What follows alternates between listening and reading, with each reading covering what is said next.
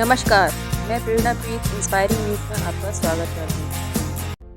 23 नवंबर 2024 को जब उत्तर प्रदेश की 9 विधानसभा उपचुनावों के नतीजे सामने आए तो इसमें कोई भी चौंकाने वाली बात नजर नहीं आई, क्योंकि प्रशासन ने जिस तरह मतदान के दौरान सत्ता पक्ष से अंधभक्ति दिखाई, उसके बाद तो परिणाम यही आने थे। ये बात पूरी तरह से समझ में आ गई थी, यानी कि भारतीय जनता पार्टी का जीतना पहले से ही सुनिश्चित हो गया था। खैर, परिणाम आ गए और जैसा कि सबने देखा सुना था, उसके परिणाम स्वरूप परिणाम यही आने भी थे। इसमें कुछ नया नहीं हुआ। कहने का मतलब बस इतना भर है कि अब आने वाले समय में चुनाव बंद कर देने चाहिए। ये बेवजह का दिखावा और लोकतंत्र का बेसुरा अलाप बंद होना चाहिए। इतिहास गवाह है कि इस तरह का चुनाव आज़ाद भारत में इससे पहले कभी नहीं हुआ। लोकतंत्र इतना बेहाल हुआ पड़ा है कि आम जनता की तो हैसियत क्या है, बड़े बड़े मीडिया पत्रकारों को भी हाशिए पर लाकर खड़ा कर दिया गया है। लोकतंत्र का चौथा स्तंभ कहे जाने वाले मीडिया जगत को भी धता बताकर रख दिया गया। इस उपचुनाव में 9 विधानसभा सीटों में सबसे ज्यादा चर्चित मैनपुरी जनपद की करहल विधानसभा सीट से समाजवादी पार्टी ने अपना परचम लहरा दिया है, और लहराना भी था, क्योंकि 2012 से लगातार यह सीट समाजवादी पार्टी के पाले में रही है और यह सपा का गढ़ भी कहा जाता है। बताते चलें कि करहल विधानसभा सीट में कुल वोटर्स की संख्या 3,82,378 है। इसमें 2,07,457 मतदाता पुरुष हैं और 1,74,917 महिला मतदाता हैं। चूँकि करहल समाजवादी पार्टी का गढ़ कहा जाता है, इस लिहाज से वहां पर सिर्फ 14,704 मतों से जीत हासिल करना आने वाले 2027 के लिए अच्छे संकेत नहीं है। समाजवादी पार्टी की जीत के बाद एसडीएम करहल नीरज कुमार द्विवेदी ने नवनियुक्त विधायक तेज प्रताप को प्रमाण पत्र प्रदान किया। आइए सुनते हैं कि नवनिर्वाचित विधायक तेज प्रताप सिंह यादव ने अपनी इस जीत पर क्या कुछ कहा। उनके नाम पर, उनके सम्मान में लोग समाजवादी पार्टी को हम लोगों को वोट करते हैं और हमेशा उनकी छाया जो हम लोगों को बनी रही। भारतीय जनता पार्टी ने अयोध्या की बदला लेने के लिए करहल से बात की थी। करहल का हरा के समाजवादी पार्टी अयोध्या बदला लेंगे, क्या मानते हैं? तो समाजवादी पार्टी और यहाँ के लोगों ने बदला लिया उनसे और उनकी बात को झूठा साबित किया। शुक्रिया भाई। मैनपुरी सांसद डिम्पल यादव ने चुनाव के दौरान प्रशासन द्वारा मतदाताओं को अपने मत का प्रयोग न करने देने का आरोप लगाया। उन्होंने पत्रकारों से बात करते हुए क्या कुछ कहा, आइए देखते हैं। कहा जाता था वो गढ़ बरकरार रहा, श्रेय किसको दिया जाएगा? श्रेय हमारे संगठन को दिया जाएगा और मजबूत कार्यकर्ताओं को दिया जाएगा। इतनी कम मार्जिन से जीत मिली, इस पे क्या विचार मंथन होगा? क्या नहीं, विचार मंथन भी होगा, हर चीज की समीक्षा भी की जाएगी और कहीं ना कहीं, लेकिन जिस तरह से प्रशासन का भी जो रवैया रहा और जिस तरह जो हमारे मजबूत बूथ थे जहाँ पे उन्होंने वोट प्रतिशत गिराने का काम किया और अपने जो बूथ थे जहाँ पे ये लोग वोट को डंप कर सके, तो कहीं ना कहीं बहुत सारे इसमें कारण है।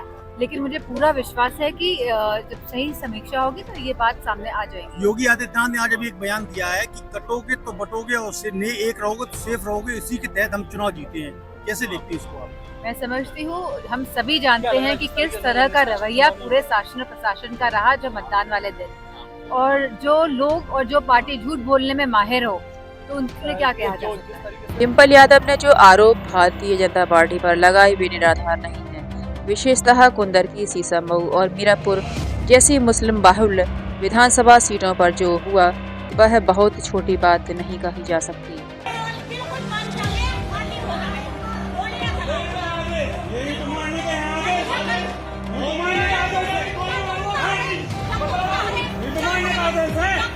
चलो चलो। प्रशासन की निरंकुशता के दर्जनों उदाहरण इस इलेक्शन में देखने को मिले। लाइव चल रहे प्रसारण के दौरान भी उन्होंने किस तरह का सलूक मीडिया से किया, इसकी एक मिसाल कुंदरकी विधानसभा सीट पर देखने को मिली।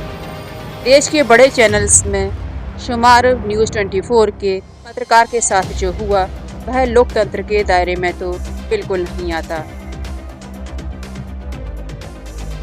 आइए देखते हैं कि न्यूज़ 24 के साथी पत्रकार ने इस उपचुनाव के दौरान जब प्रशासन की कारगुजारियों को उजागर करना शुरू किया तो उनका क्या रिएक्शन था, आप खुद ही देखिए।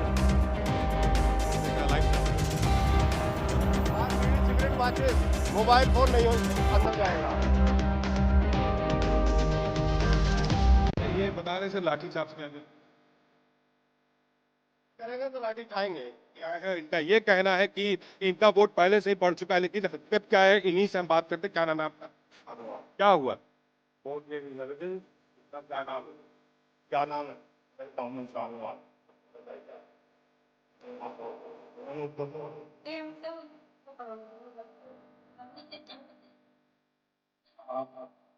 ऐसा ही करा दी।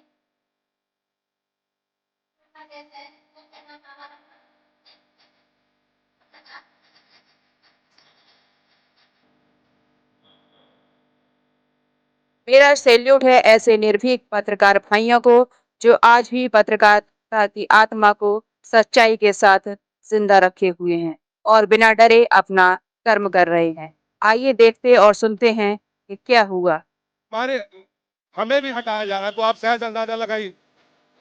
नहीं आप नहीं धक्का क्यों दे रहे? मैं तो लोगों से बात कर रहे हैं। आप नहीं, आप अभी क्यों आप मुझे टच क्यों कर रहे हैं? आप नहीं, मैं माहौल क्या करा कर लोग आप हैं कौन? आप कौन है? मैं गाँव का एक जिम्मेवार आदमी हूँ। हमारे यहाँ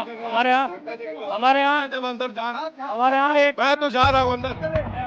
आप क्या कर रहे हैं? आप कौन है? आप यहाँ से दंगा भड़काने को चल रहे दिया हैं। आप यहाँ दंगा आपको इजाजत आप एक समुदाय के लोगों को समुदाय नहीं, एक लेके चल रहे हो। आप ऐसे यहाँ दंगा भड़काने का माहौल को चल रहे हैं।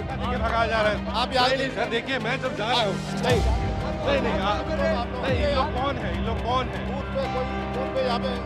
ये कौन है? ये कौन लोग हैं? ये कौन लोग हैं जो कह रहे हैं कि चार आदमी है? कौन लोग हैं? क्या हुआ? क्या है बताओ। मुझे धक्का दे रहे कौन लोग हैं? अरे इनसे पूछो ना। तो आप प्रशासन है, आप बात